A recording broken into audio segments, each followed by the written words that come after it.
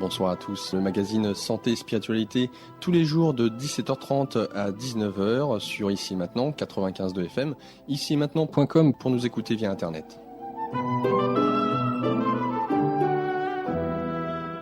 Santé et Spiritualité en partenariat avec la librairie de l'Inconnu, rue du Cherche-Midi dans le 6e arrondissement à Paris, librairie-inconnu.com pour leur site internet.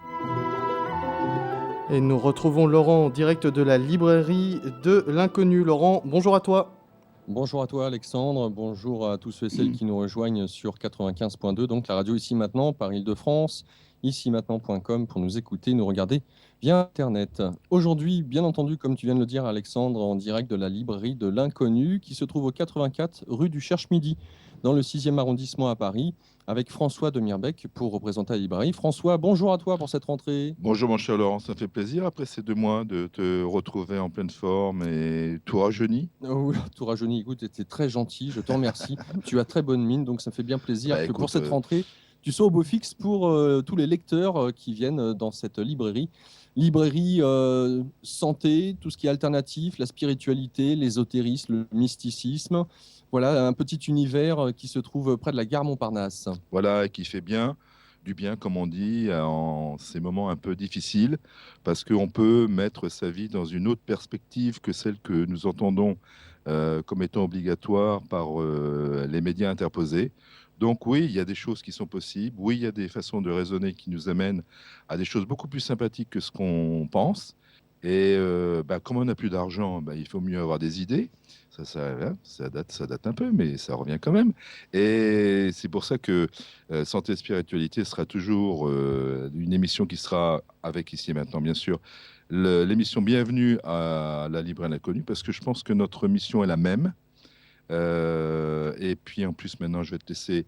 On a une petite innovation pour la première de la rentrée, c'est qu'on a un invité principal que je vais te laisser le soin de présenter, mon cher Laurent, et puis quelqu'un qui sera un peu notre grand témoin, on va l'appeler comme ça. Hein, ouais, on va dire ça comme ça. voilà, ouais. Et comme le sujet est riche, je vais vous dire, je viens de vous dire bonjour, je vous dis au revoir, et puis on se retrouve le mois prochain, de toute façon, qui est un vendredi, je crois. Hein, on a un tout petit peu changé la date. Je ne sais plus, mais on aura l'occasion On aura l'occasion d'en reparler, d'accord.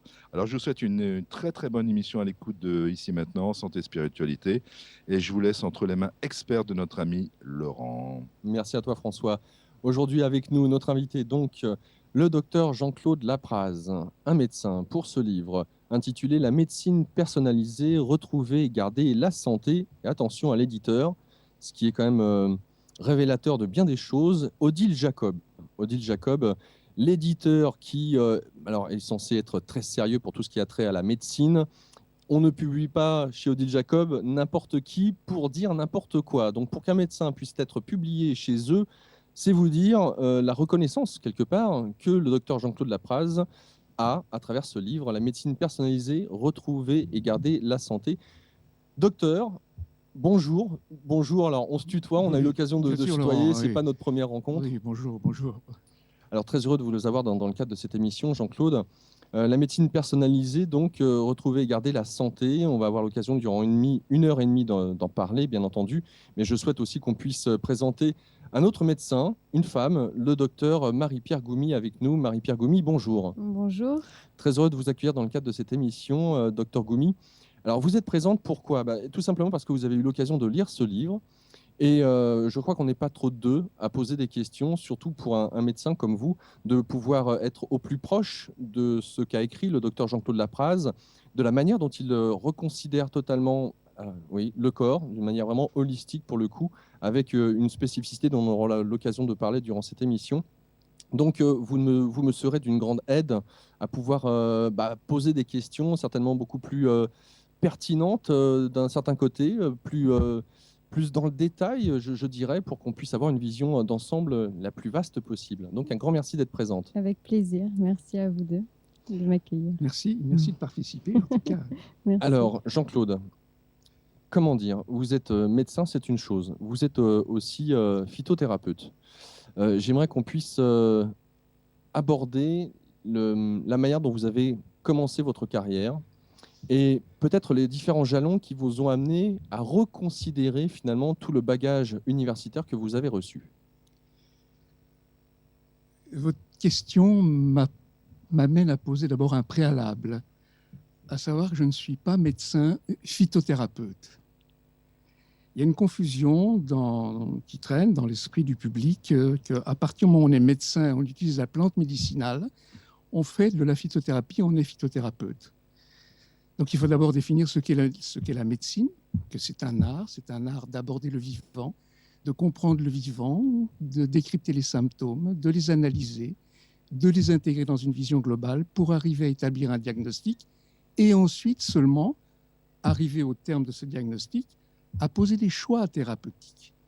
Et dans le monde actuel, qu'apprend la médecine, notre maître, nos maîtres, que nous apprennent-ils pendant les études de médecine? Ils nous apprennent à traiter avec des principes actifs chimiques exclusivement.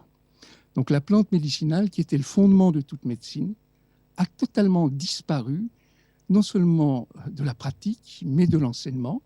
Et la plante médicinale n'est plus considérée maintenant que comme un réservoir à molécules qui nous permet d'extraire des principes actifs et ensuite de mettre sur le marché des médicaments qui sont d'abord obtenus par voie d'hémisynthèse, puis de synthèse. Donc il va falloir, si vous voulez qu'on fasse une réflexion cohérente, bien définir comment se situe actuellement la médecine et comment elle aborde le vivant, montrer en quoi la façon dont elle aborde le vivant, c'est une façon désintégrée qui va nécessiter de reposer des concepts globaux et de réintroduire des concepts globaux dans la médecine. Donc, introduire une nouvelle vision qui est de type synthétique, mais cette vision, bien entendu, elle doit reposer, comme je suis médecin occidental, formé à la faculté de médecine de Paris, elle doit reposer sur la science moderne. Le problème, c'est que la science moderne a tellement évolué dans la voie de l'association et de l'éclatement que maintenant, plus personne n'est capable de faire la synthèse et de faire les liens entre les organes et les fonctions du corps humain. Et on verra, si on a le temps, que c'est la porte ouverte à la grande crise à laquelle est confrontée la médecine moderne. Et le débat que viennent de soulever les professeurs Even et Debré actuellement avec le problème des médicaments qui sont classés en médicaments dangereux, inutiles. Oui, 50% ne savent pas rien, mais, bien sûr, 30% potentiellement dangereux. Mais ils ont une vision très partielle du problème. Le problème, il est encore beaucoup plus complexe qu'ils ne le pensent. Il faut prendre du recul. Il faut d'abord s'entendre parce qu'on définir ce qu'est un médicament. Un médicament, c'est une substance qui a été expérimentée sur l'animal, sur des récepteurs isolés, etc., et dont on a pu vérifier que ça induisait des effets physio-pharmacologiques très précis. Donc, déterminer des classes de médicaments dangereux, inutiles et pas utiles, c'est quelque part une aberration de l'esprit. C'est une vision fausse parce qu'un médicament, il est utile en fonction des effets qu'il va manifester sur un individu qui en aura besoin pour corriger son déséquilibre. Donc, dire qu'un médicament est dangereux est inutile, ça tient pas debout. Qui est des médicaments dangereux? Il y a des plantes dangereuses, il y a les médicaments de synthèse dangereux, comme il y a des médicaments de synthèse efficaces et adaptés à un individu qui en a besoin, comme la plante peut être adaptée à un individu qui en a besoin. Donc il y a une pauvreté, franchement, ça c'est vraiment après 40 ans de pratique de la médecine, en France, à l'étranger, dans des hôpitaux, en pratique privée, je me rends compte qu'il y a une pauvreté, non seulement dans notre pays, mais quand on bouge dans le monde entier, dans le monde de la médecine, sur la capacité qu'elle a d'intégrer les systèmes dans une vision globale.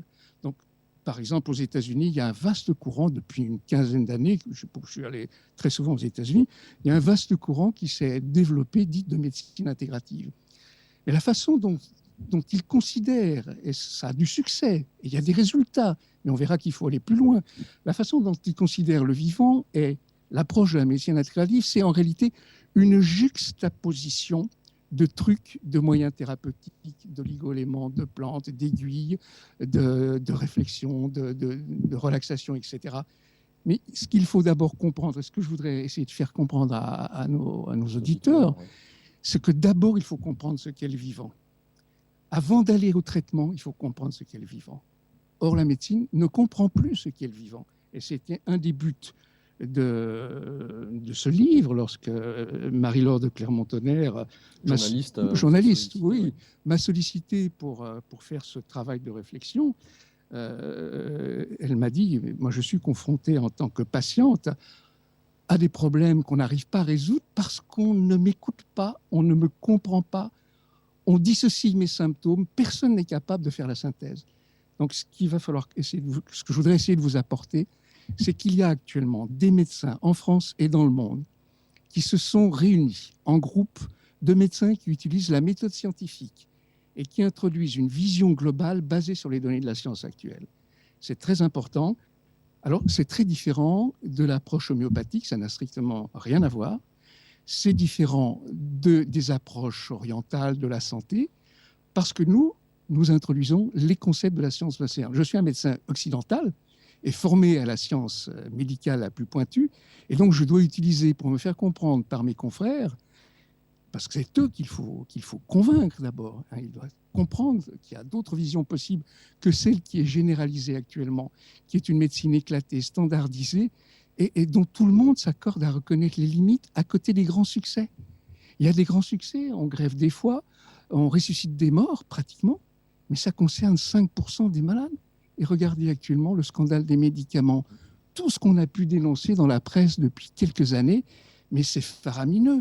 Comment est-il possible qu'un système de santé qui se prétend si performant, qui met sur le marché des molécules dont il affirme qu'elles sont dénuées de danger, ces molécules qui sont passées à travers tous les cribles de contrôle de la science moderne, de la pharmacologie la plus pointue, qui ont été testées sur des milliers de malades, comment se fait-il que lorsqu'on le passe à une utilisation généralisée à des millions de personnes, que ces mêmes produits qui sont le fleuron de la science moderne, 4 ans après, sont retirés du marché pharmaceutique parce qu'ils ont, comme certains médicaments, le Vioxx en particulier, qui ont été retirés il y a quelques années, ils ont déclenché la mort de centaines de milliers de personnes. C'est donc bien qu'il y a un problème dans la façon, soit dont on comprend le vivant, soit dont on comprend l'intégration qu'on ne fait pas, malheureusement, de ces symptômes, et la façon dont on le traite. Donc, ce que je voudrais qu'on arrive à dialoguer ensemble, et avec ma consoeur, je serais très ravi d'avoir un médecin en face de moi, et toi, bien entendu, qu'on puisse essayer de faire une réflexion sur qu'est-ce qu'est l'être humain, qu'est-ce que la maladie, qu'est-ce que la santé, qu'est-ce qu'un médicament, qu'est-ce qu'un traitement, qu'est-ce qu'une plante, est-ce que la plante a un rôle à jouer dans la médecine, comment elle se situe, l'usage de la plante par rapport aux médicaments de synthèse. Est-ce qu'il ne faut pas changer les concepts des médecins? Est-ce qu'il ne faut pas réapprendre aux étudiants en médecine, en première année de médecine, ce que c'est qu'une plante médicinale? Tu te rends compte? Ils ne savent même pas ce que c'est qu'une plante médicinale. Et 8 ans après, ils s'installent en médecine générale ou spécialisée, et tous les jours, ils vont être confrontés à des malades qui font de l'automédication avec des plantes médicinales, qui leur poseront des questions, et ils n'ont aucune capacité à donner une réponse correcte aux malades qu'ils auront en face d'eux. Donc il y a un très grave problème de santé publique, et il faut interpeller les pouvoirs publics.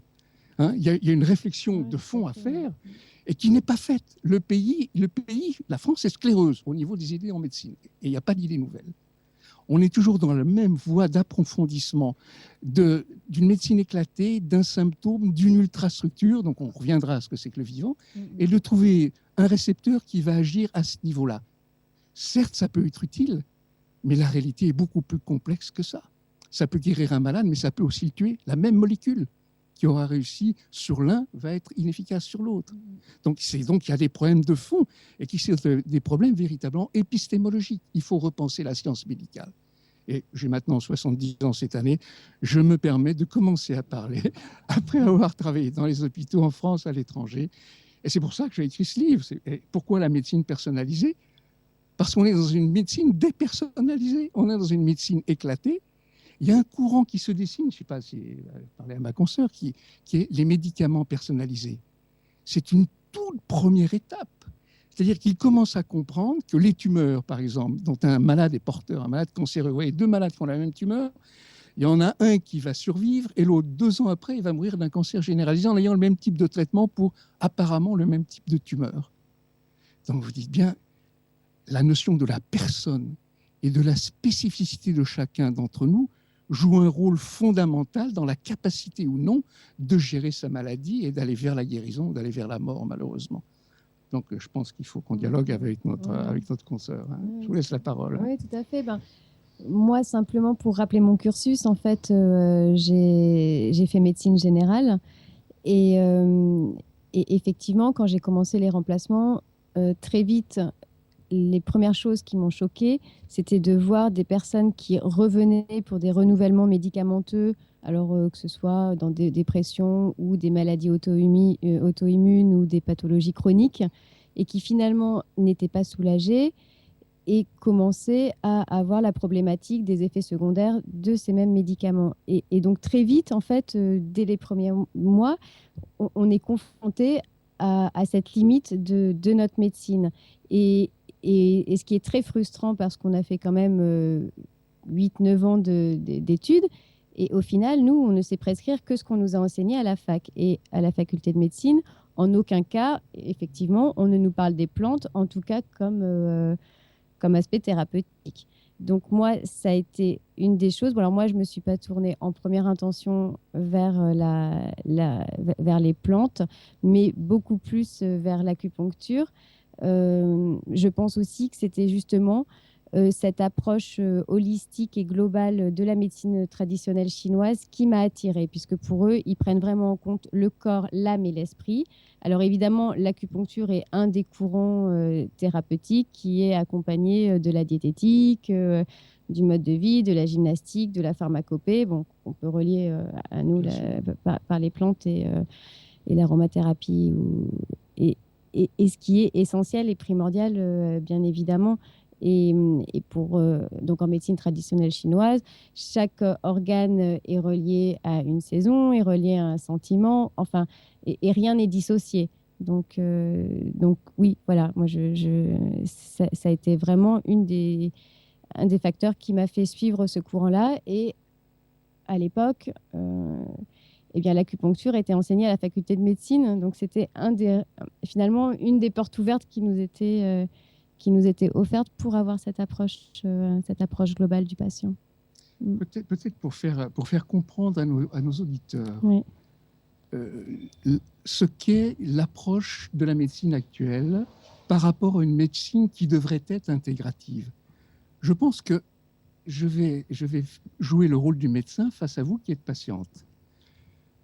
Le médecin reçoit un malade qui arrive dans son cabinet. Le médecin a 10 minutes, c'est très court.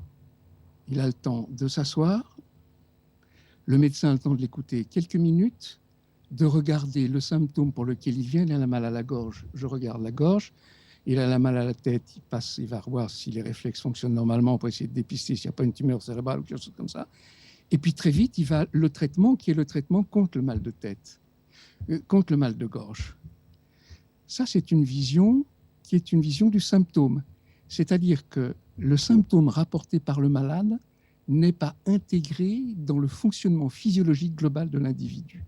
Par contre, si vous commencez à prendre le temps, et il y a 3 temps dans l'approche d'un malade, il y a le temps de l'écoute, il y a le temps de l'examen, et puis il y a le temps du traitement. Le temps de l'écoute, si vous commencez à écouter attentivement vos malades, vous voyez qu'ils vont commencer à vous dire une foule de choses qui vont largement déborder le petit point précis pour lequel ils viennent vous consulter.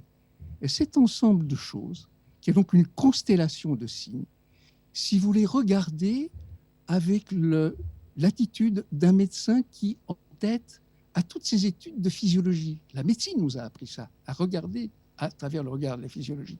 Et si vous commencez à essayer de comprendre les liens physiologiques qui peuvent expliquer la multiplicité de symptômes présentés par un individu qui ne seront pas les mêmes que ceux présentés par un autre individu, pourtant présentant la même maladie. À ce moment-là, vous commencez à comprendre cette notion de la spécificité de l'individu, que chacun de nous fonctionne dans les limites de l'homéostasie de la race humaine, fonctionne dans des équilibres de ses fonctions et des organes qui lui est tout à fait spécifique.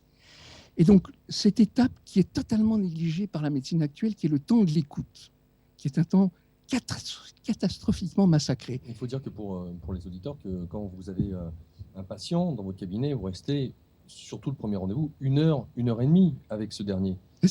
Oui, Alors, si vous voulez faire un vrai travail. Ben voilà. Alors, moi, ce que je note quand même, c'est que dans quelle mesure est-ce qu'on peut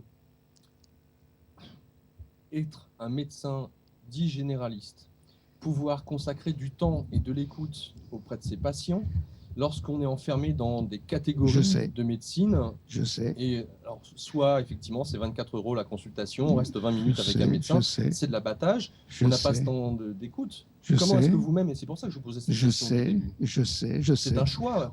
Je sais, il y a un choix radical. J'ai dit qu'il fallait changer le système. On est dans une crise fondamentale pour laquelle il faudra bien trouver des solutions, puisque aucune solution positive n'a été apportée. Est-ce que vous trouvez légitime, quand vous êtes médecin et que 8 fois dans l'année, vous voyez la mère de famille qui vous ramène le même gamin pour la même otite, est-ce que vous trouvez légitime que vous allez passer 1 minute avec lui pour leur donner le même traitement antibiotique? Est-ce que c'est ça la médecine? C'est un non-sens. C'est un non-sens. Pourquoi? Parce qu'il faut réintégrer l'organe, le symptôme, l'oreille, dans la complexité de l'organisme. L'oreille n'est qu'un élément sur lequel va se fixer un germe qui apparaît là parce qu'il y a un déséquilibre local, régional et général.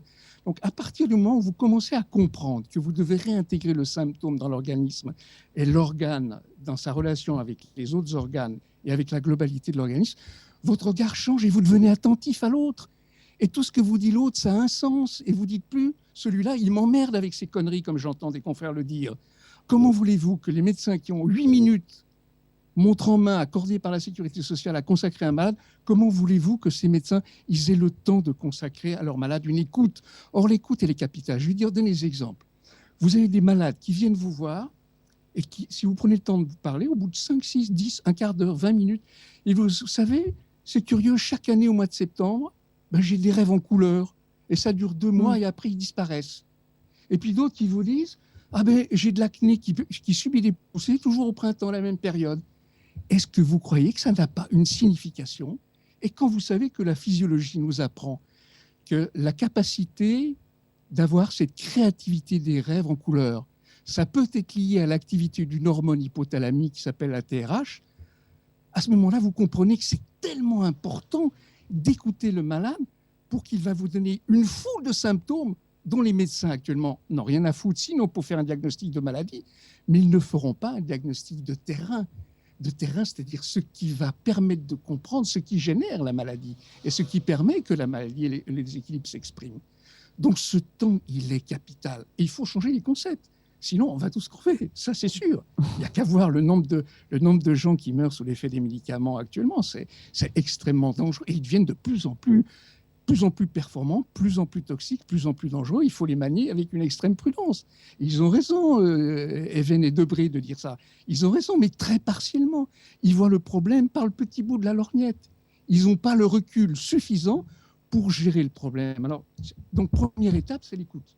Je pense que vous avez un peu compris que c'est pas perdre du temps que d'écouter un malade, mais c'est de l'intégrer dans une vision. Donc, au bout d'une demi-heure, 3/4 d'heure, quand vous avez bien compris ce que le malade vous dit, vous voyez les liens, vous commencez à vous dire, mais tiens, peut-être il a une thyroïde comme ceci, peut-être il a une surrénale comme ça, etc. Et vous voyez apparaître en filigrane une image de votre patient qui va vous guider. Deuxième temps capital, c'est le temps de l'examen.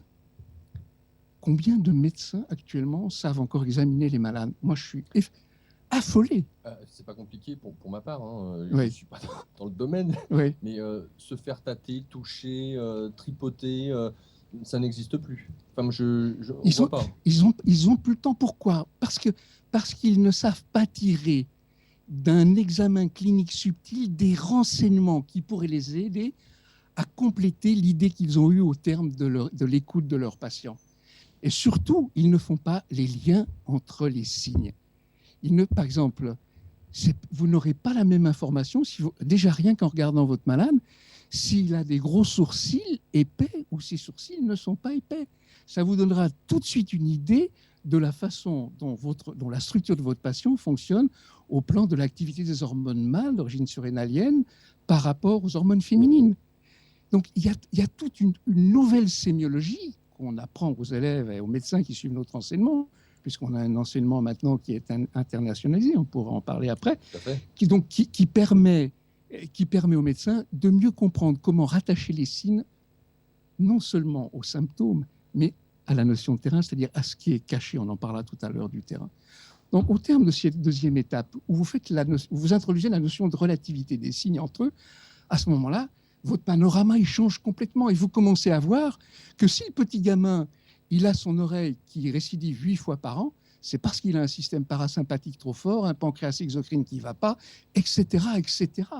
Et donc, il va falloir non plus se limiter, comme j'ai fait quand j'ai commencé ma médecine il y a 40 ans. Je l'ai fait pendant 3 mois et après, j'ai compris que ça n'allait pas cette voie-là. Eh ben, prescrire l'antibiotique, ils n'en sortent pas. Et ça grève les systèmes de santé. Les malades reviennent, ils consultent 10 fois par an, le même antibiotique, les effets secondaires qu'il faut soigner par autre chose, qu'il faut à nouveau soigner par autre chose parce que ça induit des effets secondaires. On n'en sort pas. On est vraiment dans un engrenage, mais terrifiant. Donc ça, c'est la deuxième étape. Vous arrivez, à ce moment-là, vous commencez un diagnostic. Et ensuite, vous pouvez aider votre diagnostic qui commence à être bien établi. Vous pouvez l'aider à l'aide d'examens complémentaires. La médecine a mis à nos dispositions un ensemble de tests qui vont confirmer ou infirmer. Mais là encore, nous sommes dans une vision de la biologie qui n'est pas intégrative. Et c'est pour ça que lorsque j'ai travaillé avec le docteur Christian Durafour pendant 35 ans, on a travaillé à Boussicot en cancérologie ensemble. À cette époque, il y a une quinzaine d'années, il a commencé à mettre au point un système intégratif qui s'appelle la biologie des fonctions, qui part d'algorithmes basés sur la physiologie et qui, là aussi, va changer la vision qu'on a de la biologie. Et donc, on pourrait en parler après, si vous voulez, parce que c'est une nouvelle voie de recherche qui est totalement fermée en France, parce que la France, s'il y a un pays fermé au monde, c'est la France. Il n'y en a pas d'autre. Il y a une fermeture, particulièrement dans le monde de la médecine. Alors, quand vous allez à l'étranger, je suis parti aux États-Unis, au Mexique, j'ai des rapports avec la Chine maintenant, il y a des perspectives colossales de recherche qui s'ouvrent, alors qu'ici, ça fait 40 ans que nous sommes en rapport avec les pouvoirs publics. On a fait, par exemple, il y a 30 ans, avec Durafour, un rapport sur l'état de la phytothérapie en France. Il n'y a jamais eu, à la demande du ministère, il n'y a jamais eu le moindre écho. Ça n'a servi strictement à rien. Alors, j'allais justement vous poser la question, mais pourquoi est-ce que la France est à ce point-là hermétique ? Est-ce que le corps médical est à ce point-là une entité qui est devenue aujourd'hui dogmatique ? C'est le pays de Pasteur, donc les dogmes pasteuriens sont extrêmement forts. Or, quand vous êtes dans une vision intégrative, vous voyez que la vision pasteurienne est intégrée dans la vision intégrative, mais la vision intégrative va beaucoup plus loin que la vision purement pasteurienne de la maladie. Ça, tout ça, je l'ai longuement expliqué dans le livre, si vous voulez. Alors, est-ce que, Dr Goumi, suite aux réflexions que nous a données Jean-Claude Lapraz, vous souhaitez lui poser quelques questions avant qu'on rentre justement dans tout ce qui a trait à cette vision holistique avec les glandes endocrines ? Alors moi, justement, en fait, ce qui m'a beaucoup touchée et intéressée dans le livre, alors évidemment, vous donnez des cas cliniques en plus que vous expliquez, mais bon, là, je vais revenir encore sur mon expérience personnelle, mais c'est vrai que durant ma formation et mon internat, je suis passée notamment en endocrinologie. Et pour moi, ça a été, c'était très difficile parce que j'avais beau connaître, en tout cas les cours, les pathologies, les signes biologiques que l'on devait retrouver en fonction de la pathologie et le traitement appliqué. Et ça ne me parlait pas, ça ne résonnait pas.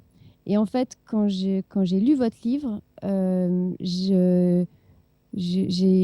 c'est comme une réponse qui venait à moi. C'est comme une réponse qui s'éclairait réellement et qui, à nouveau, donne des liens entre toutes ces glandes, entre l'hypophyse, l'hypothalamus, les thyroïdes, les surrénales, etc. Et bon, enfin, je vous laisserai le détailler puisque évidemment c'est votre enseignement, mais ça m'a paru très pertinent, très pertinent.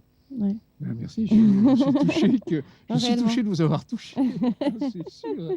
J'espère que beaucoup de médecins seront touchés. C'est-à-dire, je vois l'enseignement qu'on a pu mettre en place, par exemple, au Mexique, en collaboration avec le ministère de la Santé de la ville de Mexico, nous a permis de diffuser un enseignement justement de cette approche globalisée qu'on a dénommée avec Durafour l'endobiogénie, donc cette approche globale dont je pourrais vous dire un peu plus de mon détail. C'est un savoir qui est tout à fait transmissible. Et il y a actuellement, dans la ville de Mexico, 45 médecins qui travaillent dans les centres de soins de la ville en utilisant cette approche. Et au terme de cette approche, ils ont recours aux plantes médicinales mexicaines, parce que la phytothérapie est un outil qui est intégré dans la vision globale, Oui. pour des raisons qu'on pourra développer après, hein, si vous voulez. Hein. Mais pour en revenir à cette notion de cette théorie, parce que c'est une proposition que nous faisons à la science, Oui. hein, qui s'appelle l'endobiogénie. Tout le monde parle du terrain. Terrain, c'est un terme flou, confus, on ne sait pas quoi mettre derrière. Et lorsque je travaillais avec Durafour, nous avions fait une longue réflexion il y a une quinzaine d'années pour savoir quel terme il fallait trouver pour sortir de ce fatras des notions de terrain. Il y a le terrain de tout le monde et de personne. Donc il fallait qu'il y ait un support scientifique, qu'il y ait une définition scientifique, et donc créer un néologisme. Et le néologisme, c'est donc Christian Durafour qui l'a trouvé lors d'une séance de travail que nous avions il y a une bonne quinzaine d'années maintenant. Et il a proposé le terme d'endobiogénie. Alors, je vais essayer de m'expliquer un peu sur ce terme, parce que c'est un néologisme qui peut surprendre beaucoup de gens quand on ne l'a pas entendu. Hein. Un être humain, c'est quoi? C'est un ensemble complexe de systèmes, d'organes, de cellules, de fonctions, qui sont reliés tous ensemble et qui fonctionnent dans une unité harmonique qui permet que la vie se développe entre nous et qu'on puisse s'enrichir, se développer à tout niveau, physiquement, mentalement, spirituellement, etc. Quand on commence à réfléchir sur ce qu'est la vie c'est quoi? C'est une succession dans notre être matériel de phénomènes de destruction et de reconstruction. Chaque milliseconde, des milliards de cellules se détruisent, des milliards de cellules se reconstituent. Et pourtant, nous nous maintenons, notre structure se maintient en l'état. À partir du moment où on commence à comprendre que la vie, c'est une succession de phénomènes cataboliques et anaboliques, pour que l'unité se maintienne à tout niveau du corps, au niveau moléculaire, au niveau cellulaire, au niveau tissulaire, au niveau des organes et au niveau de la globalité, il faut donc qu'il y ait à l'intérieur de nous, en nous, un système qui soit capable de faire l'intégration. C'est-à-dire qu'il soit capable de faire l'intégration à tous les niveaux, de relier le niveau microscopique au niveau global, dans une sorte de zoom permanent où tout est relié. Cellules, organes. Tout à fait. Et inversement. Tout à fait. Donc, à partir du moment où tu commences à comprendre qu'il y a un système d'intégration obligatoire en nous, tu regardes ce que t'apprend la médecine. Et la médecine, elle t'apprend qu'il y a des systèmes qui fonctionnent en nous.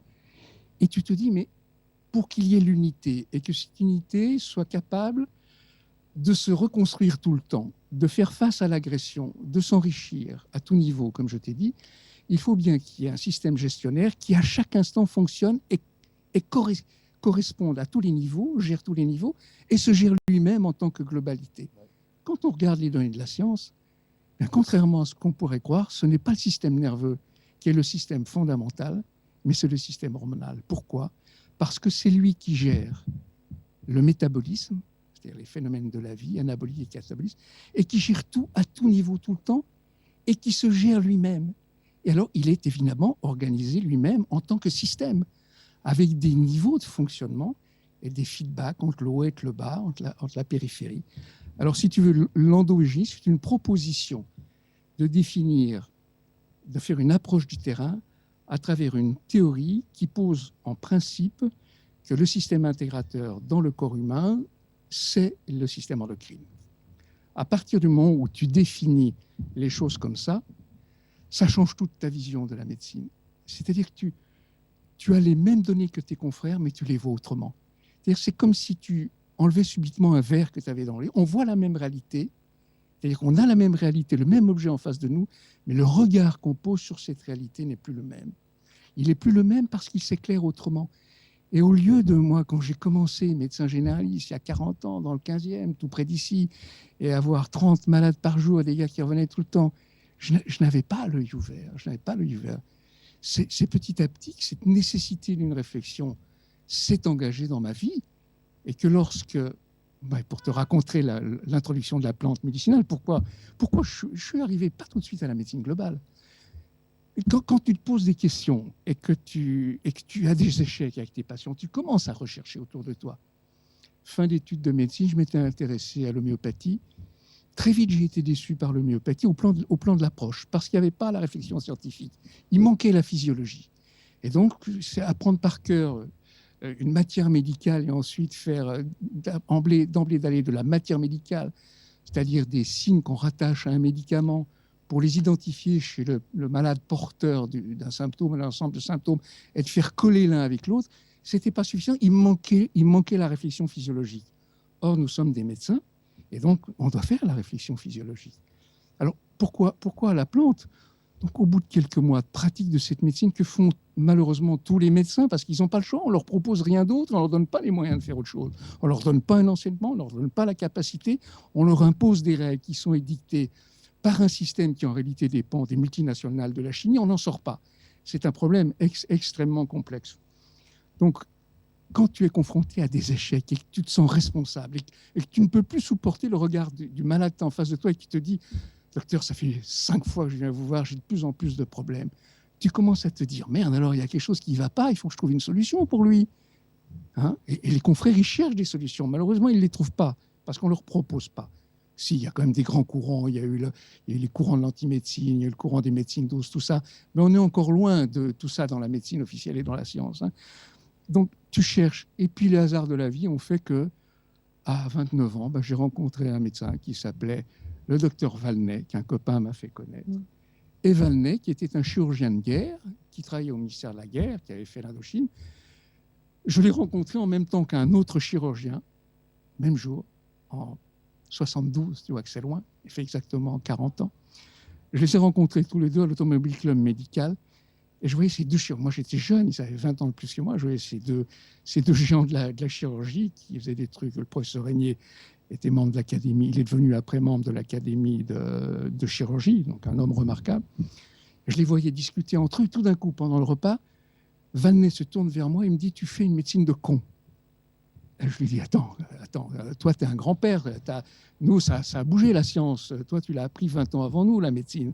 Tu l'as appris dans les années 50, nous, on l'a appris dans les années 70. Il m'a dit, tu verras, écoute, je peux te dire, si tu as des problèmes, par exemple, il venait de faire une émission avec Jacques Chancel, le fameux Jacques Chancel, et il avait eu énormément de succès, parce que Valnet, c'était un gars qui avait vraiment la parole facile. Il a fait des livres grand public qui avaient beaucoup de succès, qui a tiré à des centaines de milliers d'exemplaires. Donc, il me dit ça, mais je lui dis, mais pourquoi tu me dis ça?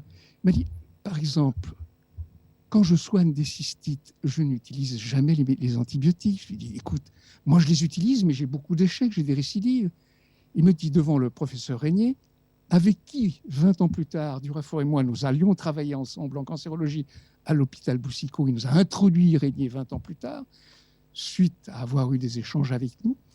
Et donc, il dit devant Régnier, écoute, je te mets au défi de soigner des malades je vais t'envoyer des cas de cystite. J'ai cru que c'était une parole en l'air. J'avais 29 ans. Et puis, 2 mois plus tard, je vois arriver dans mon tout petit cabinet du 15e en sous-location avec une dentiste, je vois arriver une femme qui venait de Lille, vachement bien sapée. Je me dis, mais qu'est-ce qu'elle vient? J'étais un quartier populaire du 15e, rue du Commerce, tu vois. Et je me suis dit, c'est curieux, elle détonne avec les autres. Il me dit, voilà, vous êtes un spécialiste des plantes. je commence à me prendre comme ça. Et puis, je lui dis oui. Elle me raconte son histoire. Elle avait une histoire de cystite à protéus, un germe méchant qui s'installe, qui est difficile, qui récidive. Elle était depuis des mois et des mois avec des récidives permanentes sous antibiotiques. Et j'avais oublié le traitement que Valnet m'avait dit. Il m'avait dit 3 mots. Tu les mets teinture de myrtille et de noyer. Je ne savais pas qu'on pouvait utiliser les plantes en médecine. Et maintenant, les médecins le savent encore moins qu'avant.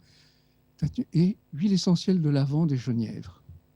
Putain, je ne savais pas qu'on pouvait soigner les infections avec des parfums. Puis, je ne sais pas, j'ai téléphoné chez moi, on m'a apporté la petite note sur laquelle était la formule. Je l'ai appliquée sans rien connaître, faisant confiance à ce chirurgien qui soignait à l'époque Robert Boulin, ministre de la Santé. Je me suis dit, attends, il faut que je fasse confiance à ce... Il m'avait surpris, tu vois. C'est toujours surprenant quand quelqu'un parle comme ça, parce qu'il avait un franc-parler militaire. J'ai appliqué sa formule. La femme est revenue 2 mois après, m'a dit, je vais très très bien. Elle était définitivement débarrassée de sa cystite qu'elle traînait depuis des années. Alors, ça t'interpelle quand tu es médecin et que tu vois ça. Tu te dis, merde, on ne m'a pas appris ça dans mes études de médecine. Et qu'est-ce que ça veut dire? Evalney, qui avait créé une toute petite association avec des copains de l'armée à l'époque, nous a demandé à Durafour et moi, puisque c'est là que j'ai rencontré Durafour, donc tu vois, ça fait 40 ans, nous a demandé de rejoindre sa petite association, qui étaient des copains, mais qui n'étaient pas des cliniciens, qui n'étaient pas des praticiens. Et nous avons commencé à faire un travail d'équipe, de recherche dans nos cabinets. Un enseignement de Evalney qui était un enseignement sain, parce qu'il faut considérer Evalney comme le grand-père de la phytothérapie. Il avait du flair, tu vois, il sentait le malade, mais il n'y avait pas de théorie dans l'utilisation de la plante médicinale. Alors pourquoi est-ce que lorsque je t'ai affiché, qualifié de phytothérapeute, tu m'as dit non, la définition n'est pas bonne, il faut revoir ça. Non, parce que alors, je veux développer un peu. Il faut comprendre ce qu'est la plante médicinale. Et il faut comprendre ce qu'est un médecin, est-ce que c'est un acte thérapeutique. Un acte thérapeutique, c'est décider pour le malade que tu as en face de toi, c'est décider pour le malade que tu as en face de toi et pour lequel tu as été un diagnostic, juste ou faux, ce n'est pas la question. Tu choisis un médicament dont tu attends un effet physiopharmacologique précis. C'est ça. Quand tu regardes l'arsenal thérapeutique qu'on avait à notre disposition à cette époque-là, et que les médecins ont toujours, tu avais quoi? Tu avais la chimie, et puis tu n'avais plus la plante. La plante a été expurgée de la plante, qui était le fondement de toutes les civilisations. Dans toutes les civilisations, on a traité avec des plantes, des extraits, tout ça. Oui, tout à fait, ouais. Pour l'utiliser de manière synthétique. Ça a été éjecté parce que la plante ne permet pas de gagner de l'argent. La plante n'est pas brevetable. Et à partir du moment où elle n'est pas brevetable, eh bien, les capitaux, ils ne vont pas pour t'aider à démontrer que la plante que tu utilises, elle va être plus active que le médicament de synthèse que tu utilises, qui, lui, va rapporter du fric, alors que la plante ne rapportera pas. Donc, il ne faut pas assimiler ce que nous faisons à la notion de phytothérapeute. Phytothérapeute, ça ne veut rien dire. Je suis un médecin qui utilise exceptionnellement la chimie quand il y en a besoin. Quand il faut sauver quelqu'un qui va mourir devant moi, évidemment, je prends la cortisone ou l'adrénaline. Ça, c'est une chose, ou l'injection de l'azilix, ça, c'est une chose. Mais dans la réalité du quotidien, pour 85 à 90% des malades que tous les médecins français voient tous les jours, le recours à la plante médicinale doit s'imposer, c'est mon combat, c'est le sens de mon combat, doit s'imposer dans l'avenir comme étant la base fondamentale de l'acte thérapeutique du médecin.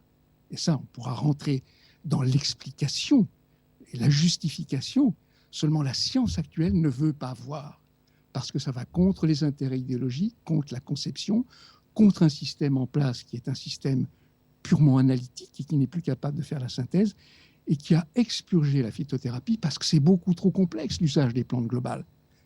C'est quoi la phytothérapie? C'est l'usage de la chimie naturelle. Il ne faut pas rêver, hein, ce n'est pas du mysticisme. C'est réellement, il y a des principes chimiques complexes qui fonctionnent en synergie pour permettre à la plante de vivre et de maintenir sa structure et de lutter contre les agressions et de s'ouvrir le jour au soleil et de se fermer la nuit, par exemple. Donc, gérer tous ces mouvements internes. Il y a des relations dans la fonctionnalité de ce qui se passe dans la plante par rapport à ce qui se passe dans l'homme vivant. Et quand on a compris ça, et surtout quand on voit les résultats, et ces résultats, ils sont reproductibles. C'est la science actuelle qui ne veut pas les voir. C'est la médecine qui le refuse. Ça fait 40 ans, moi, à Paris, que je parle de ça à des confrères de toute catégorie. Mais il n'y en a pas un qui, une seule fois, a voulu regarder les résultats biologiques qu'on obtient, confirmés à la fois par les scanners, par la biologie, par la durée de vie des malades, etc. etc. Et pourtant, vous soignez des grands noms, si je puis dire, des personnes qui sont connues, qui ont, on va dire, des réseaux qui sont célèbres, qui viennent aussi vous voir, que vous avez eu l'occasion de soigner. Et on pourrait penser que, puisque ce sont des personnes dites importantes qui ont des réseaux, eh bien, ces dernières auraient pu faire parler de l'endobiogénie. Vous savez, c'est sûr qu'il faut des réseaux. Pourquoi je suis parti à l'étranger il y a 20 ans? Et pourquoi j'ai développé un réseau international maintenant qui regroupe 5 pays dans une fédération qui s'appelle la FIMEPI, Fédération internationale de médecine endobiogénique et de physiologie intégrative. Parce que dans tous les pays, tu as des esprits libres. Tu as des esprits qui ne sont pas aliénés à un système. Et c'est très important d'avoir la liberté par rapport aux malades et par rapport à ta pensée. Et ces gens-là, tu les rencontres. Et avec eux, tu fais des liens. Et grâce à eux, tu mets en place des réseaux. Et pourquoi actuellement, il y a 45 médecins qui travaillent dans des centres de soins et qui utilisent la plante médicinale dans une vision intégrative, telle que je l'ai définie tout à l'heure? C'est parce qu'il y a ces réseaux qui se sont mis en place, et j'espère bien. J'avais interrogé le directeur général de l'assistance publique, gardez les lettres bien entendu, il y a 15 ans, au moins 15 ans, pour lui proposer de mettre en place en France, dans les services de l'assistance publique, des centres de prévention de détection, dans lesquels on mettrait la plante médicinale comme élément de base.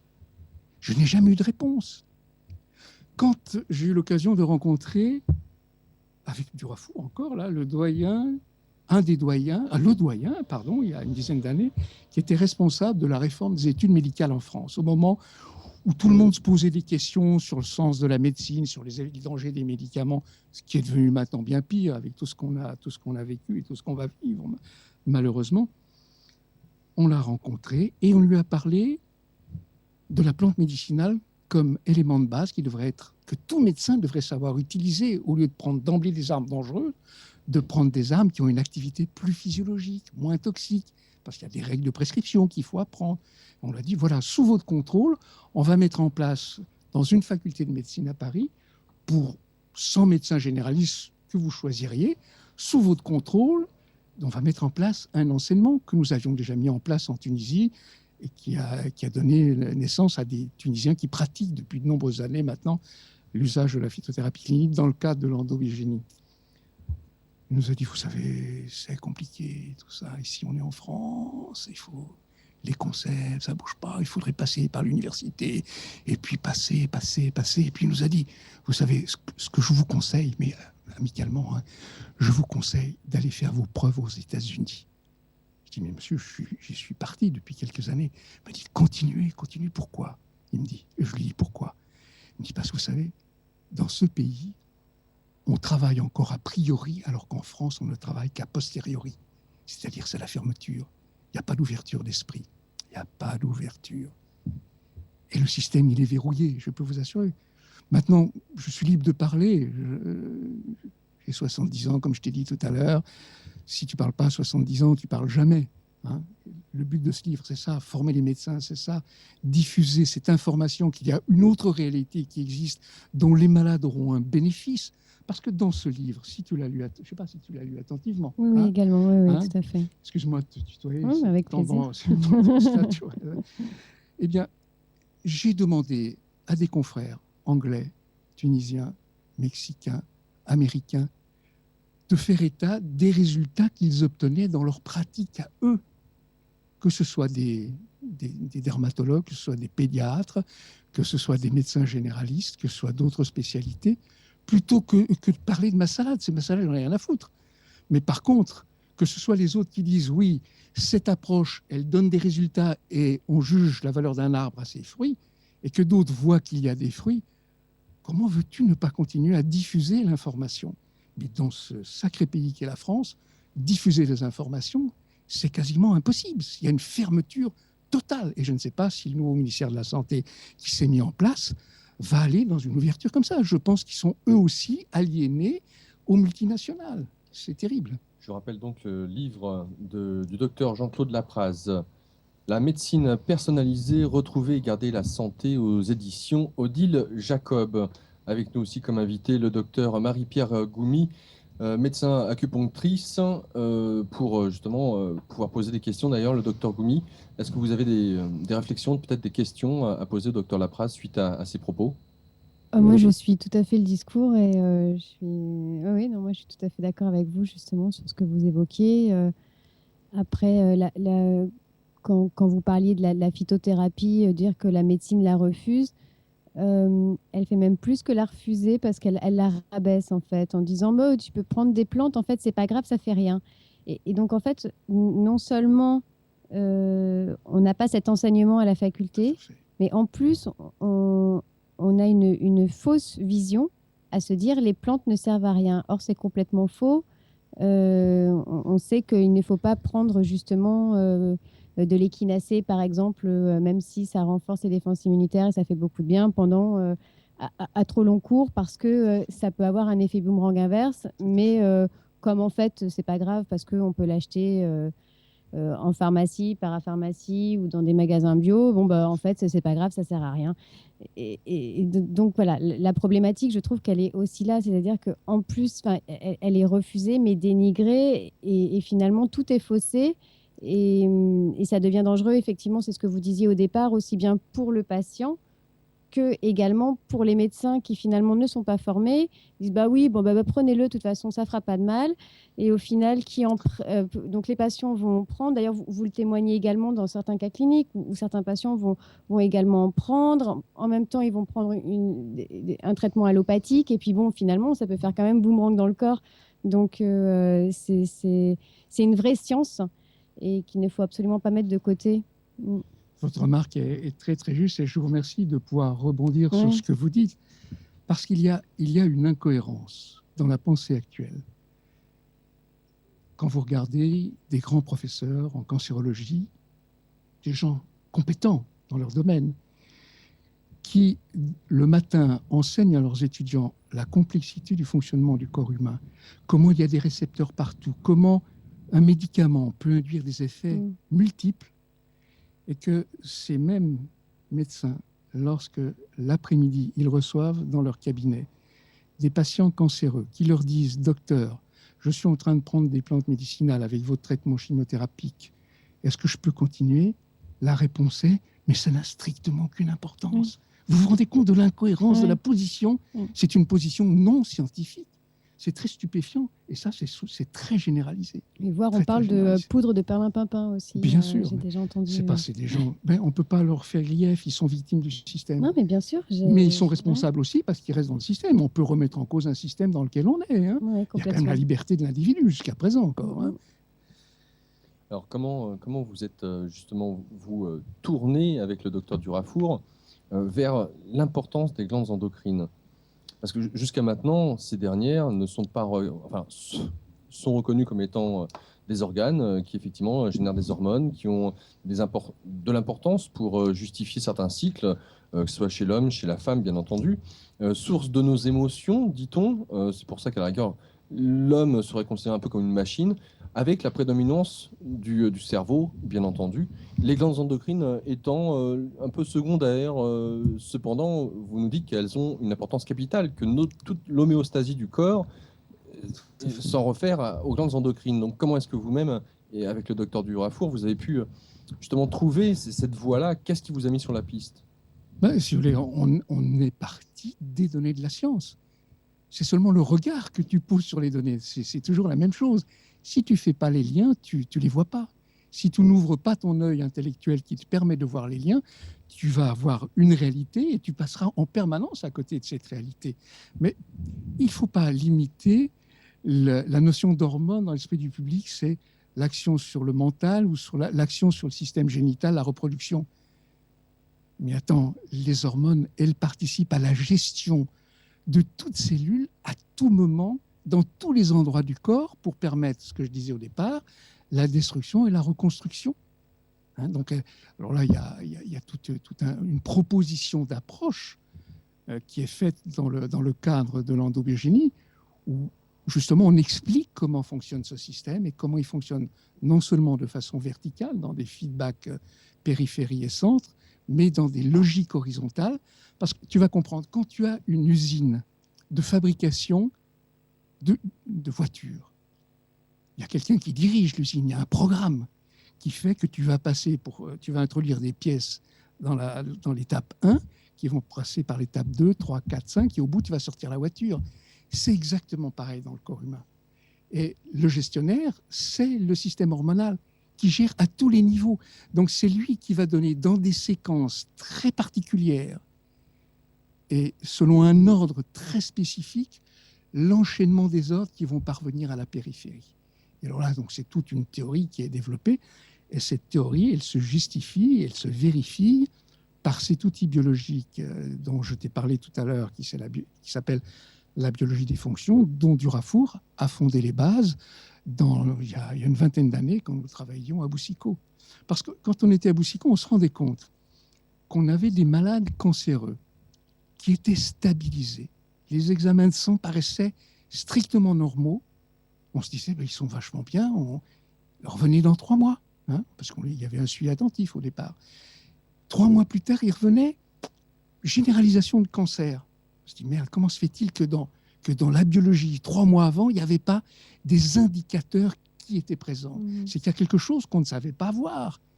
Et c'est là que Durafour a pensé à l'idée géniale de dire que ce qui est dans le sang circulant, les globules rouges, les globules blancs, n'est que le reflet du métabolisme général, n'est que la conséquence du métabolisme général, donc du fonctionnement du gestionnaire. C'est sous contrôle du gestionnaire.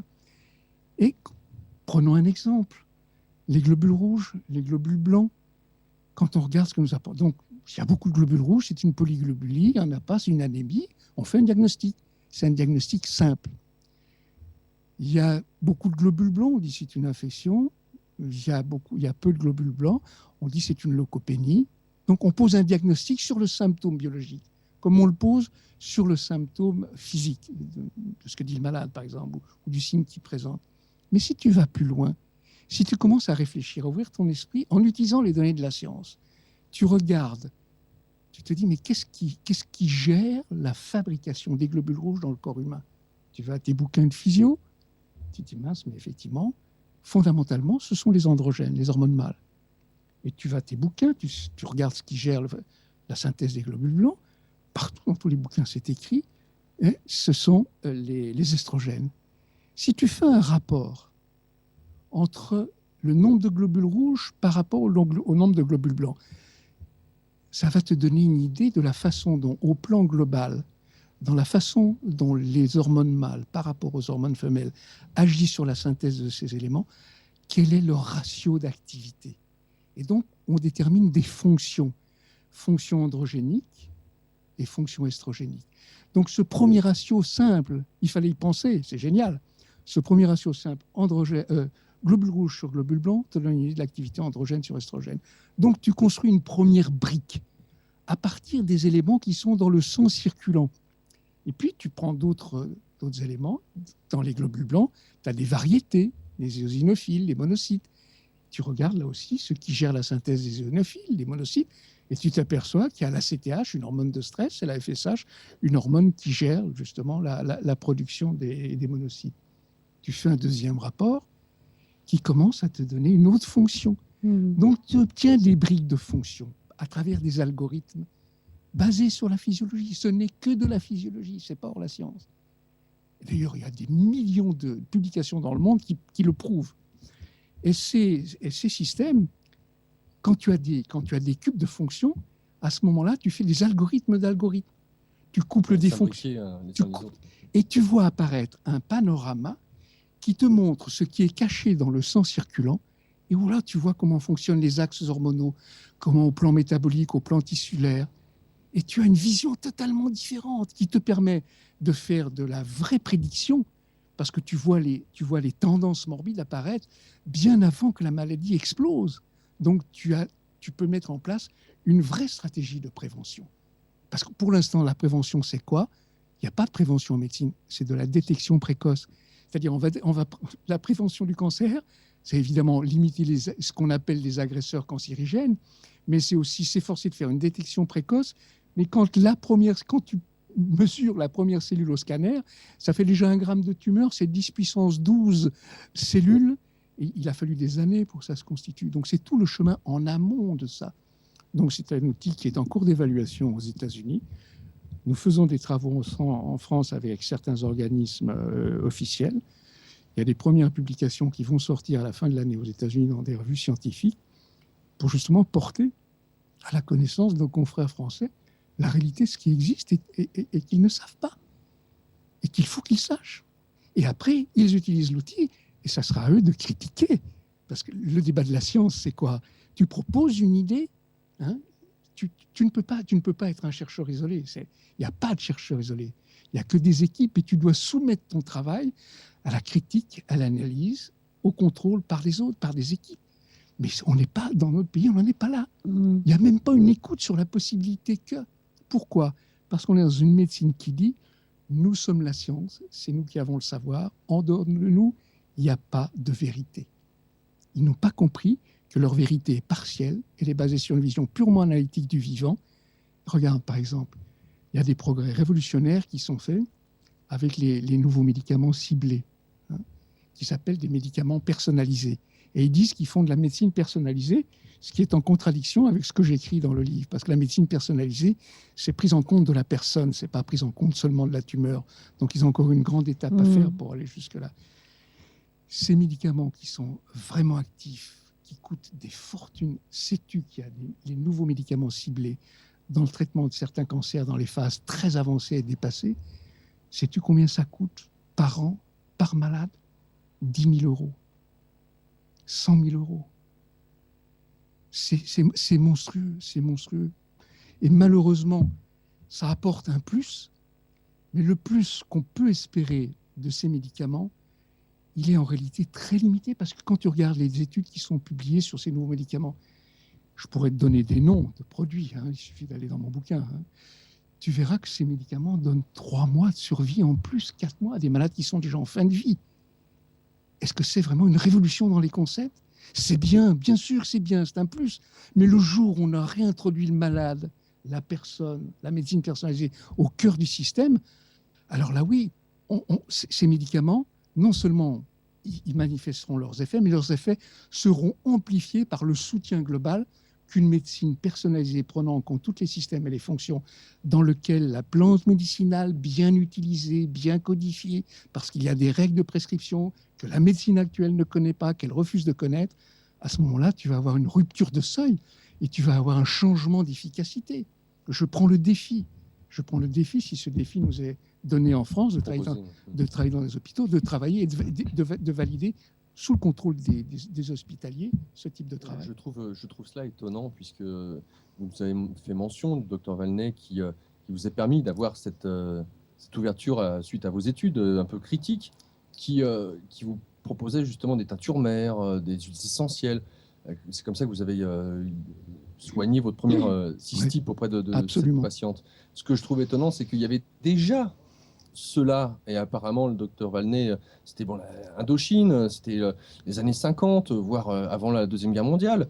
Donc il y avait déjà cette approche, il y avait cette écoute. Auparavant, les médecins d'antan touchaient, et la plante avait son importance déjà à l'époque. Ce que je ne saisis pas, c'est comment, en l'espace de 50 ans, après la Deuxième Guerre mondiale, on ait perdu cela, qu'on ait perdu justement cette écoute dont vous parliez, qu'on ait perdu le fait de reconnaître à la plante qu'elle est vivante, qu'elle est des principes actifs, la plante en elle-même, pas des reproductions chimiques de la plante. Et en même temps, de constater que le tout pouvoir dogmatique de la médecine à l'heure actuelle a fermé quelque part la porte à son histoire, à ce qu'elle était, et la manière dont elle pouvait gérer tous ces différents éléments de ce qu'est la médecine. Hippocrate, enfin, je veux dire... C'est le mythe de l'homme moderne. Hein. L'homme s'est fait Dieu, hein. L'homme s'est identifié à la toute-puissance, et donc on est tombé dans une sorte de folie chimique. Parfois il la faut, cette folie chimique. Hein.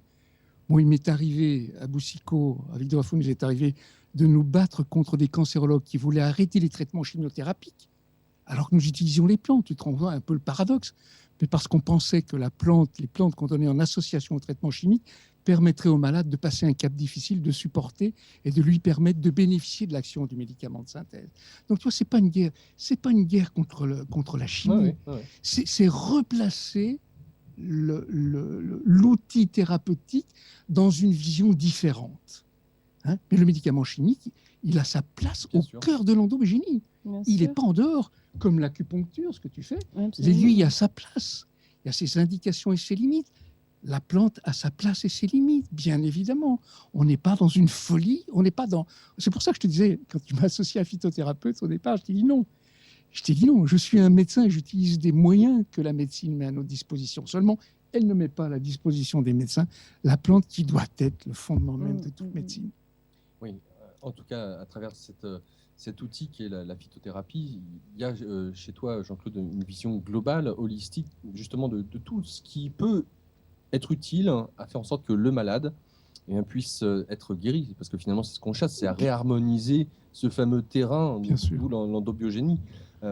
Alors, j'aimerais peut-être laisser la parole à Dr Goumi. Est-ce que, encore une fois, sur ce qui a pu être dit de la part de Jean-Claude Lapraz, vous souhaitez soit un commentaire ou une question peut-être? Moi, je voulais revenir en fait sur la notion de terrain que vous évoquez dans le livre et puis donc à chaque fois que vous détaillez bien et qui justement est moi c'est ça que je trouvais totalement nouveau aussi, ce terrain parasympathique fort, alpha sympathique fort, bêta sympathique, bon alors fort ou faible, etc. Donc il y a la CTH, la FSH, le cortisol fort, faible, progestérone fort, faible, activité œstrogénique fort, œstrogénique faible. Bon, à chaque fois, vous donnez les signes tendance comportementale, les signes cliniques, les troubles qui peuvent être associés. Et c'est ça, moi, que j'ai trouvé, bon voilà, androgène fort, TRH. Bon, alors après, pour les auditeurs, TRH, ça va peut-être pas parler à tout le monde, mais bon, voilà, les signes en rapport avec la thyroïde et les différentes hormones qui y sont associées. Et c'est ça que j'ai trouvé vraiment très pertinent et en même temps qu'il faut savoir recouper, replacer, parce que ça en fait des terrains à chaque fois. Enfin, parce que moi, bien sûr, je l'ai fait sur moi-même et je me disais, moi, alors, je suis quoi et pas évident. Et donc, c'est vraiment une recherche qui est... Écoutez, c'est notre éditeur m'a demandé que je donne des exemples de terrain. J'y étais fortement opposé au départ parce que c'est s'enfermer dans un carcan. Et bien sûr, c'est ça. Alors que quand on a compris que chaque être est unique, a une constitution spécifique et l'exprime d'une façon qui lui est propre en fonction Bien de sûr. ses ascendants, de son capital génétique, de la façon dont il l'a exprimé, de sa réponse aux agressions, de son éducation, de son milieu d'insertion, etc., etc. Mais c'était un peu pour faire plaisir oui, c'est ça. à l'éditeur, mais je crois que si ça permet aux médecins de se rendre compte que des signes dont ils ne tiennent pas compte dans leur pratique, en réalité, ils ont une signification précise qui peut les éclairer à poser un meilleur diagnostic plus juste et donc à avoir un traitement plus adapté et plus performant pour le malade. Je trouve que ça sera déjà un gros effort. Mais c'est vrai que c'est un long chemin de travail. Oui, et à savoir associer ces signes et ces symptômes de manière pertinente, en fait. C'est surtout ça. Il faut, si tu veux, il faut repenser la médecine dans une vision intégrative. C'est pour ça que ça nous a pris 40 ans, dans le fond, de réflexion pour émerger une pensée qui maintenant a atteint sa maturité. Et on a repris sur Paris un enseignement qui est diffusé, qui est réservé aux médecins. De combien de temps, le cursus ? Si tu veux, on le fait sur des séminaires de week-end intensifs, des week-ends de 3 jours pleins, 10-12 heures par jour de travail. On en fait 6 sur 18 mois, donc, parce qu'ils ne peuvent pas se libérer plus, les médecins. Mais la finalité de le combat pour lequel on se bat, tous les médecins qui sont dans cette mouvance, c'est d'introduire au cœur des études de médecine pour que les esprits soient formatés, non pas dans une vision purement analytique, mais dans une vision qui intègre l'analyse dans la synthèse. Et donc là, c'est la formation. Oui. C'est pour ça que ce sera un long travail de maturation des médecins, mais ça va prendre 2 générations, il ne faut pas rêver. Oh ben non, mais non. Non. Écoute, je peux te dire, quand je me suis rendu compte qu'avec Valnay, cette cystite a pu être guérie en une fois, je me suis dit, c'est pas possible. J'ai des cystites qui échappent, on va le dire aux copains. Donc, 40 ans après, tu le dis aux copains, il n'y en a pas un qui bouge. Tu le dis aux autorités, il n'y en a pas un qui bouge. Oui, c'est vrai. Moi, il est vrai que j'ai eu cet élan au tout début, à vouloir absolument partager et, bon, mes découvertes ou mes compréhensions. Et bon, je me suis pris quand même quelques portes fermées. Et en même temps, je trouve que justement, aujourd'hui, j'ai l'espoir, en tout cas, que ça s'ouvre à nouveau et de par ce qui se passe au niveau des différents médicaments, du livre de Dr Peut-être Debré qu'effectivement, également. ouais, ouais. Enfin, donc bon, j'ai cet espoir quand même que Que une nouvelle ça. génération de médecins Et puisse puis, effectivement... organiser un débat avec M. Debré et Venn qu'on n'a jamais pu rencontrer. Puis je crois que les patients se posent de plus en plus de questions, alors qu'il y a encore 20 ou 30 ans, c'était vraiment la science médicamenteuse qui était toute puissante parce qu'elle venait d'arriver. Et c'est vrai que la pénicilline avait sauvé des vies, et notamment enfin, voilà, de toute première génération. Donc les médicaments étaient rois parce que avaient fait quand même ses preuves dans certaines pathologies aiguës et d'urgence. Donc maintenant, c'est lui redonner sa place en tant que complémentaire, mais plus le médicament uniciste finalement. Ouais. Non, il faut replacer Mm. l'usage du médicament dans sa finalité spécifique, propre et adaptée, Exactement. et replacer dans l'intégration et pas dans la désintégration. Est-ce que vous avez l'occasion, donc, au vu de l'approche que vous avez des glandes endocrines, de mettre le doigt sur les travaux du docteur Jean Gauthier? Il y a très longtemps, quand il a défini des terrains, il avait vu, mais effectivement, il a beaucoup travaillé sur cet aspect des terrains endocrines, hein, qu'il en a défini. C'est une approche, mais il y a pas si longtemps, les médecins étaient conscients de ça, il y a 50 ans. Oui, c'est tout à fait. Hein, au moment où quand ils ont vu que certaines grandes pathologies étaient liées à des déséquilibres hormonaux très marqués, comme un myxédème avec une phase particulière, un comportement particulier qui traduisait que la thyroïde était morte, hein, ou au contraire un base d'eau avec les yeux exorbités et le cœur qui bat à 150, etc., qui a des extrasystoles, et qu'ils ont rattaché ça à un excès d'activité de la thyroïde. Mais ils se sont limités, la science, elle avait en elle toute la possibilité de venir à la fonctionnalité, c'est-à-dire le fonctionnement qu'elle est restée dans l'aspect pathologique, et elle a oublié que ce qui mène à la pathologie exprimée de la maladie de Basedow, c'est un long chemin derrière de déséquilibre interne qui va impliquer le système nerveux, le rhinencéphale, les réponses hormonales centrales et périphériques, et que là, il y a un chemin qui est différent pour toutes les femmes, mais le chemin terminal, la voie finale commune, pour un certain type de femme, va être de faire un Basedow, tu vois. Dans quelle mesure est-ce que j'allais dire, le Brésil, parce que j'ai trouvé très intéressant quand vous nous parlez du Mexique, quand il s'agit d'enseigner l'endobiogénie auprès de vos confrères là-bas, d'utiliser les plantes qui sont, j'allais dire, locales, sur le terrain. Pareil, quand on voit avec le Brésil et l'Amazonie qui se trouve à côté, ce récipiendaire gigantesque de toutes ces plantes, tout ce que, d'un point de vue culturel, ils ont réussi à cataloguer, et les médecins là-bas préservent justement toute cette richesse culturelle de leurs plantes et de ce savoir ancestral de cette médecine. Quand vous avez, j'allais dire, débarqué en Amérique, quelle distinction peut-être vous avez pu faire entre justement l'Amérique du Nord, l'Amérique du Sud, dans le fait de vouloir justement utiliser les plantes au maximum? Quand je dis au maximum, j'entends dans tout ce qu'elles peuvent nous enrichir d'un point de vue culturel de l'utilisation qu'ils en ont fait avant l'arrivée de la médecine, j'allais dire, occidentale. C'est une bonne question. Tu sais que si j'ai pu aller au Mexique et développer des travaux au Mexique, c'est parce que j'ai rencontré un médecin il y a plus de 20 ans, maintenant 25 ans, qui s'appelle le docteur Hersch, qui faisait de l'ethnomédecine. C'était un médecin très sage, et un peu plus, il a 10 ans de moins que moi. Et il a pris son importance au Mexique. Mais quand il m'a introduit il y a 20 ans au Mexique, et qu'on allait rencontrer des médecins hospitaliers pour leur proposer de travailler avec eux, avec leurs plantes mexicaines, essayer de comprendre comment leurs plantes mexicaines spécifiques marchaient, et s'il y avait des analogies avec les plantes européennes, ça a été l'effroi. Nous étions devant des médecins hospitaliers, des chefs de service. Sais-tu ce qu'ils faisaient? Quand ils passaient avec nous dans les marchés de plantes médicinales, ils crachaient sur les plantes. Pourquoi? Parce que la médecine mondiale est calquée sur le même modèle.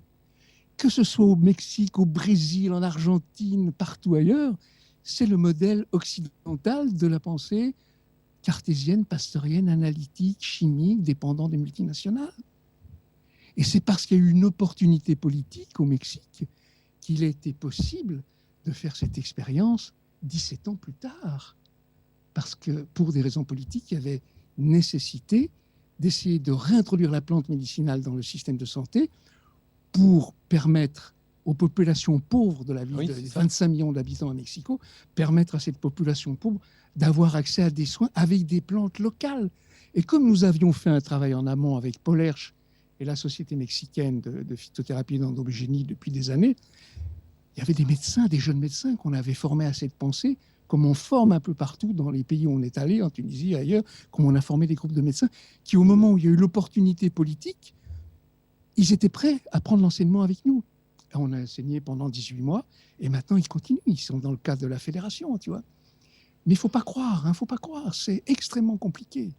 Donc, justement, ce que vous avez créé avec le professeur, enfin, le docteur Durafour, donc la Société internationale de médecine endobiogénique et de physiologie intégrative, la CIMEPI, SIMEPI, je le donne pour les auditeurs et les médecins qui nous écoutent qui seraient intéressés justement pour pouvoir rejoindre cette société internationale.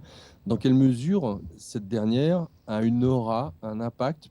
On a eu l'occasion de parler de la France, de voir à quel point les portes sont fermées et que, bon, ça avance plus à l'international. Donc, quel est le regard des gouvernements, ministères de santé internationaux, américains, Amérique du Sud, que ce soit le Maghreb aussi, vous êtes bien ouvert sur le Maghreb, les pays peut-être d'Europe du Sud, je pense notamment peut-être au Portugal, à l'Espagne, à l'Italie. Dans quelle mesure la CIMEPI est écoutée et interpelle les gouvernements ailleurs dans le monde? Si tu veux, il a fallu plus de 35 ans pour faire émerger cette pensée. 35 ans de travail. Parce que ça n'émerge pas comme ça. Ah oui. Tu t'imagines bien. Ah oui, c'est pas une évidence. Ouais. Oui, c'est vrai. Ah, c'est long. Et on est seulement maintenant au moment où il y a des gens formés dans d'autres pays qui ont des résultats, qui ont compris les grands principes, qui les appliquent. On a un outil biologique grâce à Durafour qui avait créé cette biologie des fonctions qui maintenant est accessible sur Internet. Donc tout médecin dans le monde pourra avoir, à condition d'avoir été formé, s'il y a cette notion de formation à l'usage d'un outil, à la compréhension d'un outil, je pense qu'on est dans un moment où maintenant l'explosion va être exponentielle. On est dans une explosion arithmétique, on a commencé à 2, et puis pendant 10 ans on est resté 2, et puis après il y a eu 4, et puis 8, 16, 32, et maintenant tu as un seuil critique où tu chauffes l'eau, c'est du liquide et après elle se transforme en vapeur. Bon, j'espère bien que ces vapeurs vont taquiner les narines de quelques hommes politiques pour les amener à réfléchir autrement pour le bien des Français en particulier. Parce que en réalité, c'est le malade qui nous intéresse, c'est lui qui est derrière. Bien sûr. Oui, bien sûr. Donc là où justement la CIMEPI a le plus d'impact, sur quel gouvernement sera le plus ouvert On ne peut pas parler encore d'impact comme ça, parce que les ouvrages fondamentaux sont en cours de rédaction. Cette pensée est arrivée à maturité maintenant. Donc l'enseignement qu'on a repris depuis quelques mois en France et qu'on diffuse en même temps en Tunisie, au Mexique et aux États-Unis et bientôt en Angleterre, on va reprendre l'enseignement en Angleterre.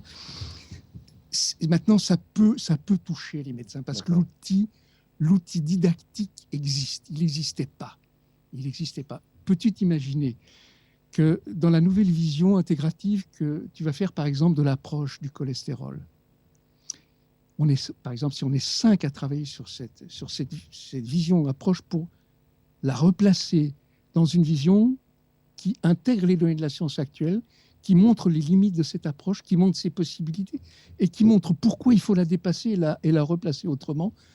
Quand on est à 5 pour préparer 1 heure de cours, c'est 50 heures, 60 heures de travail. Tu ne peux pas t'imaginer la quantité de travail qu'ont représenté ces 40 années. Et je vois ici, il y a un ami qui dirige une association de patients, l'association de patients qui a eu la gentillesse de venir, Phyto 2000, et qui travaille avec nous pour faire connaître au grand public ce qu'est l'endobogénie et la phytothérapie clinique. Il pourra t'expliquer un jour, si vous l'interviewez, ce serait peut-être pas inutile d'avoir le regard du patient et de quelqu'un qui dirige une association de patients, leur montrer à quels écueils On s'est opposé. Et comment c'est difficile de faire bouger des idées. Très difficile. Bon, alors je rappelle pour les auditeurs, avec nous le docteur Jean-Claude Lapraz, Lapraz, La médecine personnalisée, retrouver et garder la santé, aux éditions Odile Jacob, et le docteur Marie-Pierre Goumy, docteur médecin acupuncteur, qui est là pour me seconder, si je puis dire, pour poser des questions et nous accompagner avec le docteur Jean-Claude Lapraz.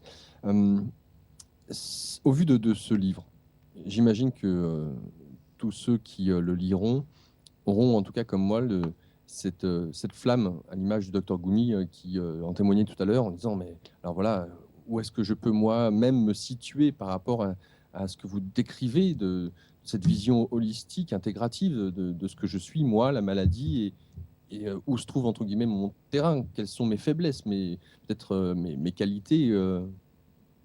Alors, je ne sais pas, d'un point de vue peut-être génétique, je n'en sais rien si on peut parler de qualité, en tout cas.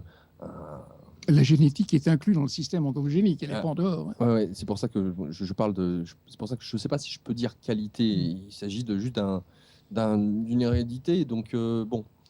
En tout cas, de vouloir trouver justement peut-être là où des médecins qui ont été enseignés par la CIMEPI puissent les renseigner.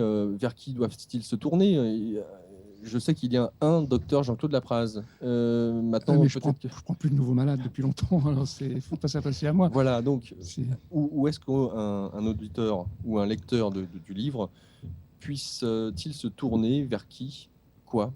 Pragmatiquement, il y a cette association de patients qui pourra donner des renseignements, mais philosophiquement, il faut interroger le ministère de la Santé.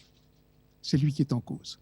Parce que le jour où on aura 100 000 médecins français qui sauront ce que c'est une plante médicinale, je crois qu'on aura beaucoup changé l'état de la santé des malades français. Donc, à l'heure actuelle... Non, il y a des médecins qui traitent, bien évidemment. Mais c'est encore un petit nombre. Comme je t'ai dit, il a fallu un long chemin, a long way to go to Tipperary. Donc, est-ce qu'il y a un site internet, peut-être justement la fédération, de la société internationale? Ben oui, tu fais cimepi.info, www.cimepi.info. Donc après, ça donnera des possibilités de contact avec les gens qui sont dans cette mouvance de réflexion. Lorsque on aborde le livre, il est bien évident que le cancer, au fil des pages, apparaît comme étant un élément essentiel vers laquelle, Jean-Claude, tu te tournes pour justement, avec cette vision intégrative, pouvoir essayer de comprendre qu'est-ce qui permet au cancer d'advenir. Mais pas seulement le cancer, parce qu'à l'heure actuelle, des nouvelles maladies, alors, est-ce que c'est dû au XXIe siècle, apparaissent, des maladies dites dégénératives.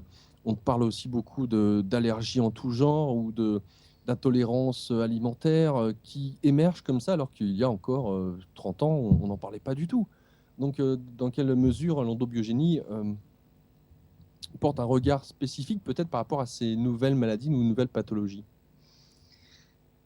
Écoute, les agressions auxquelles nos organismes sont soumis sont tellement monstrueuses et de plus en plus importantes et à notre insu, que ce soit dans l'air que nous respirons, l'eau que nous buvons, les aliments que nous mangeons, le mode de vie désintéressé que nous avons, les rythmes effrénés, les décalages horaires, tout ça, plus la pollution chimico-médicamenteuse artificielle, c'est monstrueux.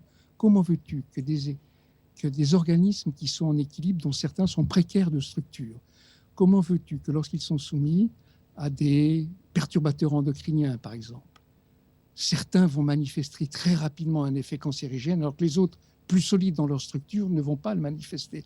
Il est évident que l'endobiogénie va être un élément clé dans la compréhension, et est déjà un élément clé dans la compréhension de tous ces phénomènes de déséquilibre qui permettent à un agresseur de manifester plus ou moins vite, en fonction de l'état de l'individu, la maladie dont l'agent agresseur va être inducteur.